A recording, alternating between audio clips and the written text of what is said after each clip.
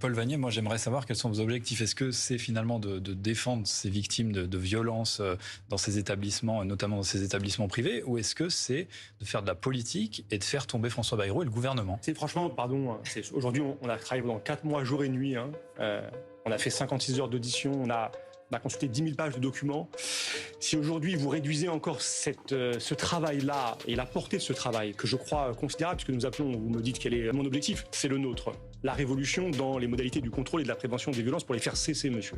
Parce qu'aujourd'hui, vous n'avez pas le même objectif. Je crois que cet objectif est entièrement partagé. Je vous pose cette question parce que vous avez posé deux questions au gouvernement. Aller au fond. Question au gouvernement à François Bayrou. Bien sûr, mais moi, l'accusant de mensonge avant même que cette commission d'enquête ait lieu. Non, mais c'est inexact. Mais moi, j'assume toutes mes responsabilités et d'aller au bout de ma mission, de ma fonction. Je suis élu de la République, je suis représentant du peuple français, je suis député, je suis rapporteur d'une commission d'enquête. J'ai des prérogatives, je les exerce pleinement et jusqu'au bout, et je continuerai à le faire à chaque fois que je considère.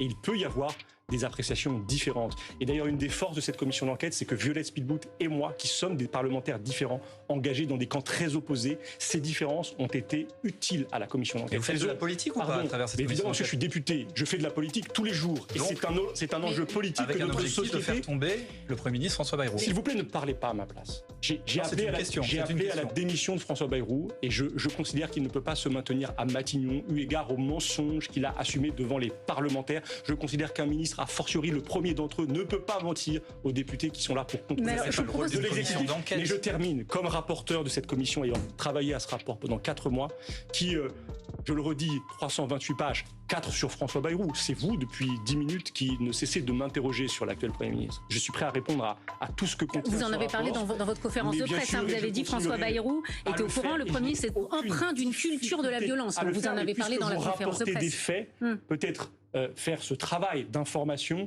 que ce rapport dépasse très largement le cas de François Bayrou. Sa responsabilité est néanmoins accablante. Le cas de Betaram, puisque nous traitons de l'ensemble des établissements scolaires du pays et des 12 millions d'élèves que nous voulons tous, sans exception, protéger.